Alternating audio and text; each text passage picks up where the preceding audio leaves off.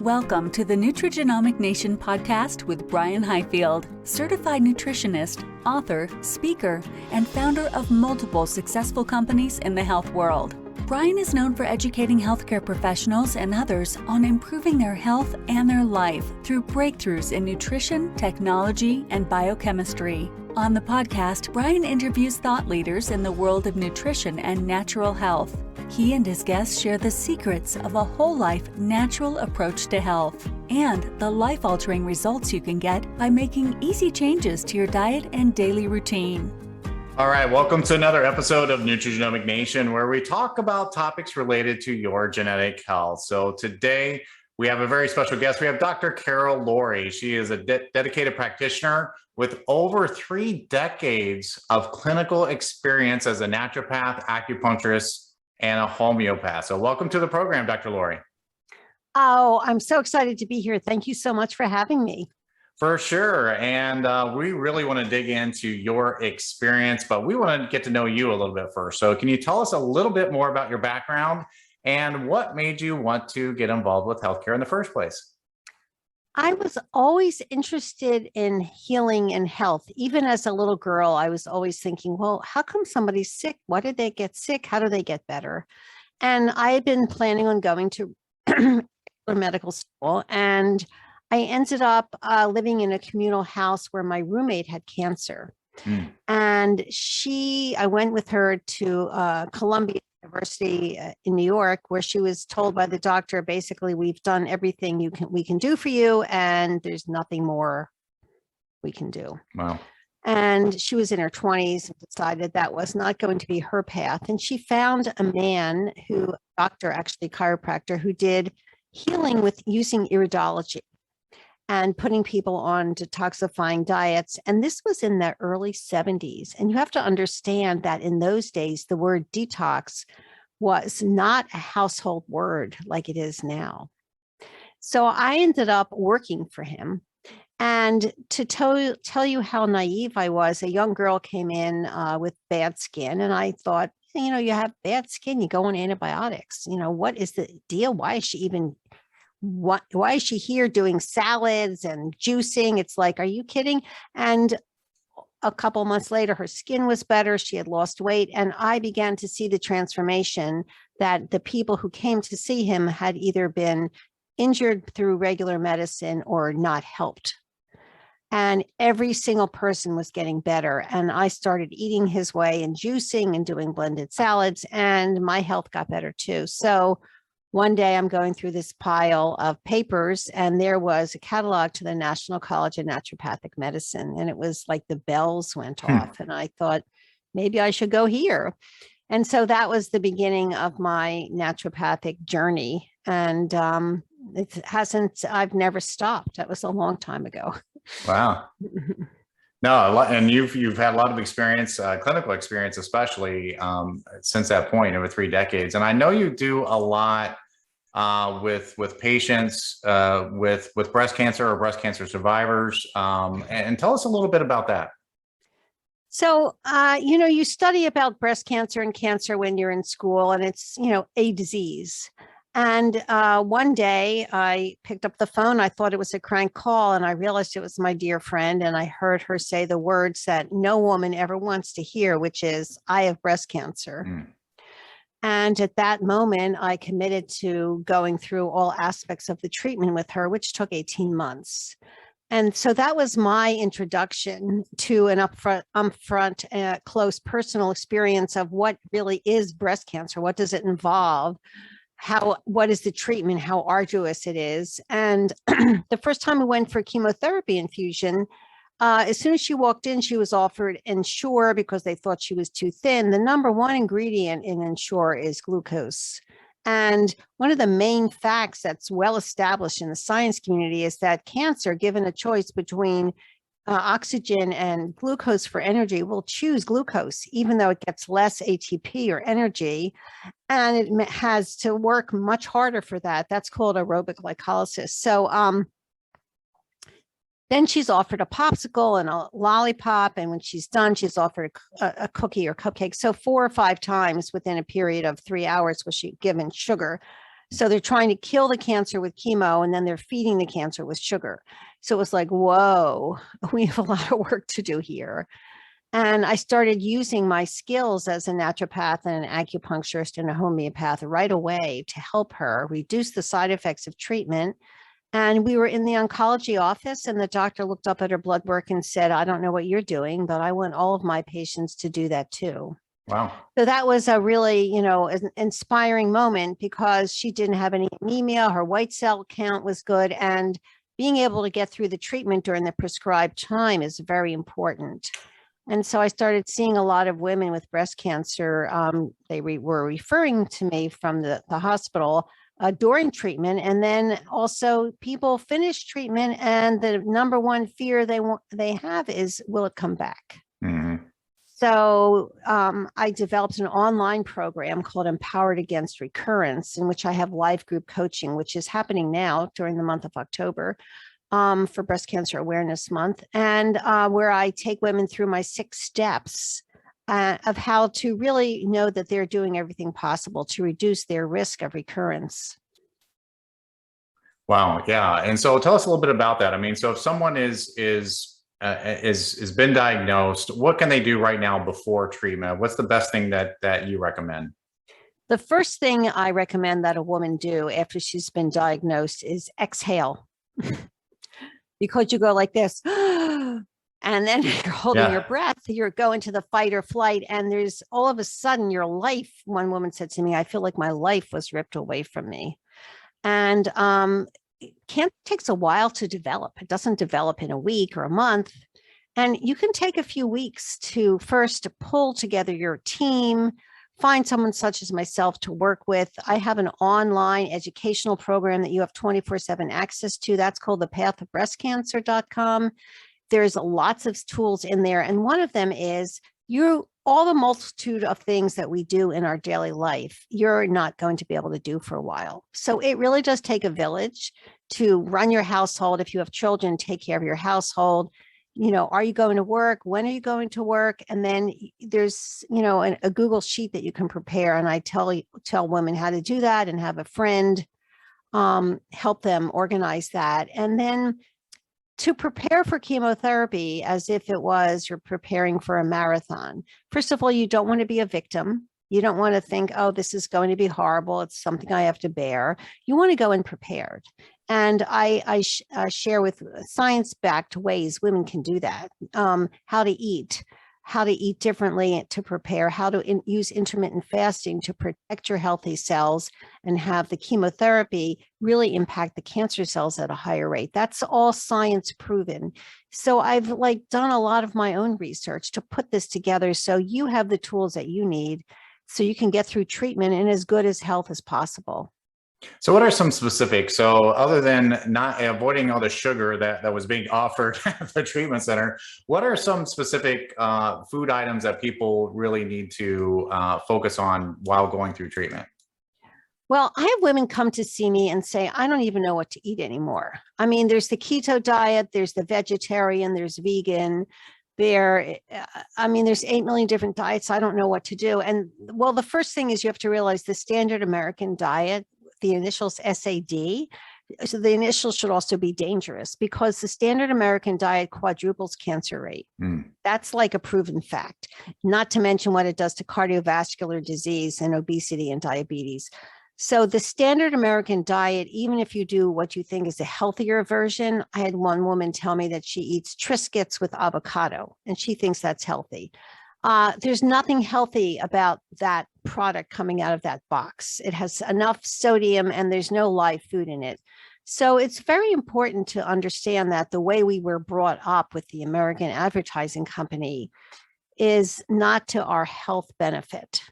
So we have to start with a level playing field in that. And then the most research for breast cancer has been done with the Mediterranean diet, as how it's impacting the Mediterranean diet has impacted breast cancer statistics and lowered rate. And I put the word modified in there because I think that the Mediterranean diet does have grains. And I think that we should really eliminate or reduce those to a large extent, because even though some grains are very healthy, if they're gluten-free, like kamut and quinoa have very high protein in there, and teff, they are still grains, and grains get translated or transferred into glucose pretty quickly. So modified, gluten-free, low carbs, and then organic, fresh, lots of olive oil. And I call it nurturing nutrition, because what we eat needs to nurture our body and our souls. Is there anything different? So post treatment, and because you said their biggest fear is this going to come back, and so what kind of regimen do you recommend for women to really set themselves up for the minimize any type of recurrence? So we have certain supplements that we use when you're in chemotherapy or radiation, when you're in treatment. And then when you're finished treatment, you're right, it's a different protocol. So we change the supplements and we change how you eat. And then we begin with what I call my 6 steps. We have to look at your emotional health and trauma. How have you done through treatment? I mean, women have body changes, maybe either a lumpectomy or mastectomy. Have they chosen to have reconstruction or not? How are you and your spouse doing with that? How has it impacted your intimacy? I did a whole little mini summit on intimacy, recovering intimacy after breast cancer. And this is the elephant in the room. Nobody's talking about that. It really does impact your ability to be intimate with your partner. And unfortunately, and if you're gay or straight, most partners don't have that skill set. They've never had to talk to you about it before. And there's an expectation from the woman who, they should know how to talk to me. Well, they don't. So it's like we have to have an open conversation about what you need and what their thoughts are, what your fears are. Just so bringing out these topics really helps dispel stress. And so we have that component, the emotional component. We then go through creating a healthy, toxin-free home. You have the ability to totally control what you bring into your house as far as cleaning products, food products. I had a woman with unexplained infertility. I love this expression, unexplained. Yeah. And it turns out when she gathered every single product she was using in her house, 29 different products, she had to throw out her sofa because she had been spraying that stuff on it, which was horribly toxic and causing estrogen disruption.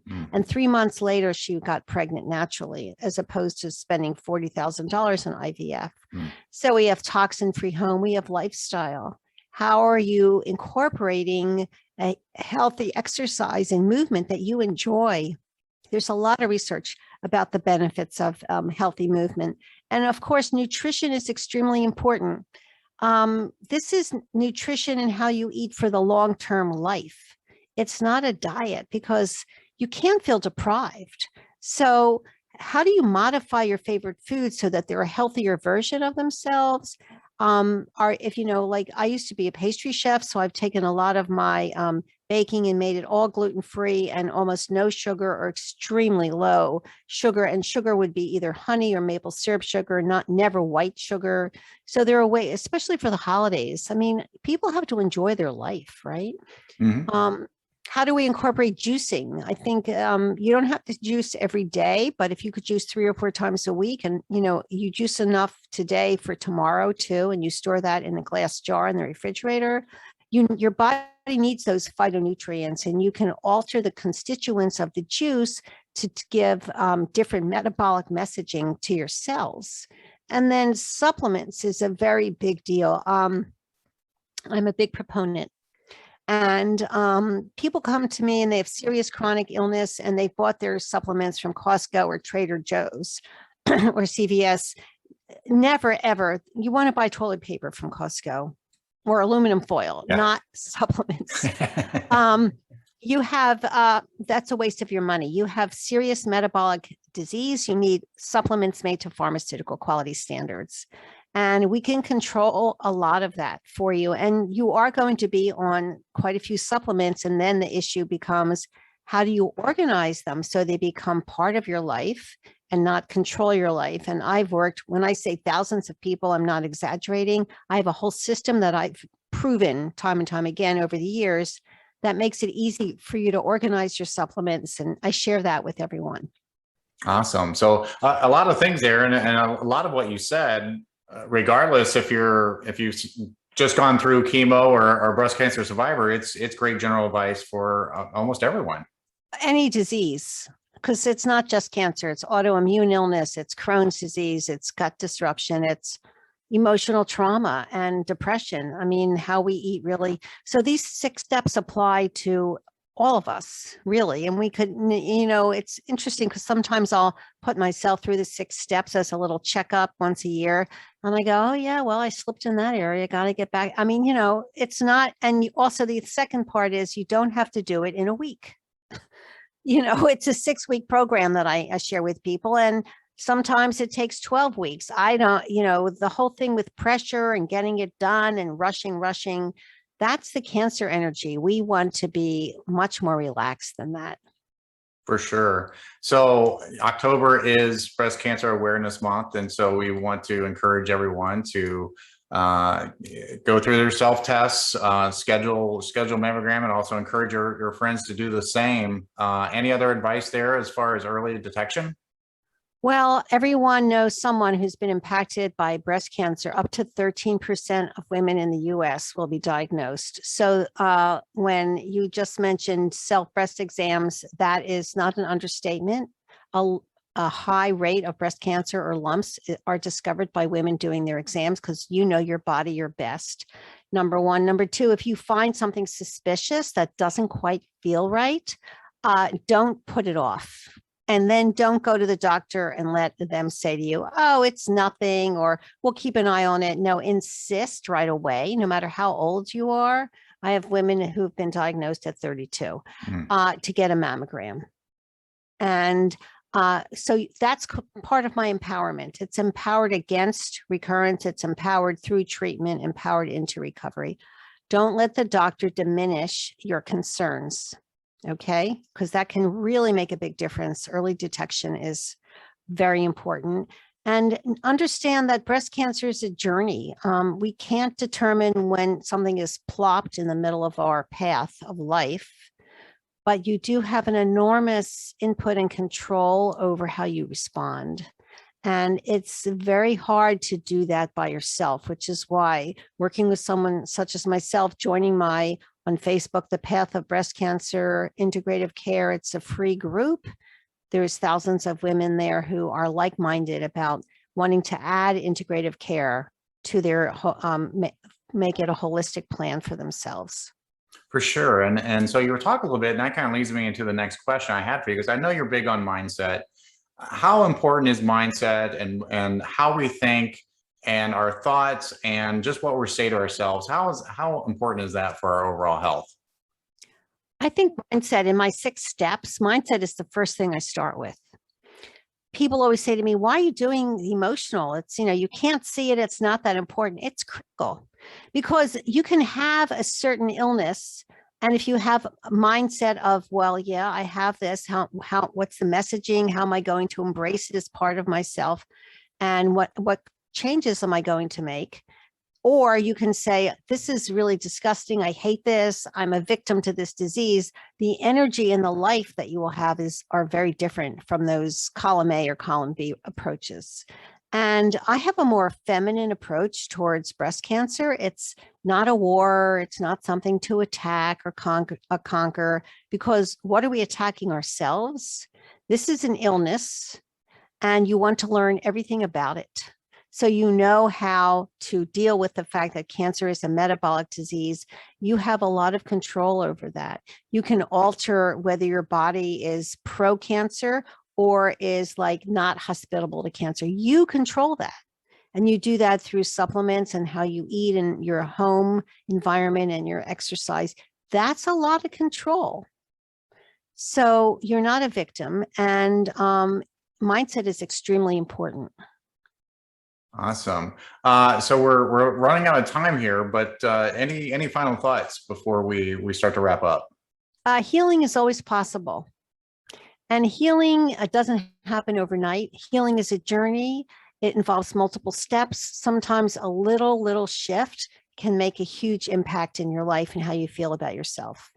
Awesome. Good stuff. So how can our audience get to know a little bit more information or connect with you? My website, which is my name, www.carol, C-A-R-O-L, and then my last name is spelled L-O-U-R-I-E.com. I have a contact me page at the top, and also my free class, Empowered Against Recurrence. If you Google that, you'll get a link to join one of my free classes. I have 4 more coming up this month of October. Awesome. Good stuff. So our guest today has been Dr. Carol Laurie, practitioner with over 3 decades of clinical experience, a naturopath, acupuncturist, and homeopath. So I hope everyone enjoyed today's episode and join us next time when we talk another topic related to your genetic health. Thank you so much, Dr. Laurie, for joining us today. Thank you. Have a great day, everyone.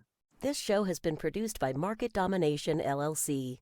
To discover how you can have your own show completely done for you and turn it into a real published book and become the authority in your marketplace, go to www.marketdominationllc.com/podcast offer.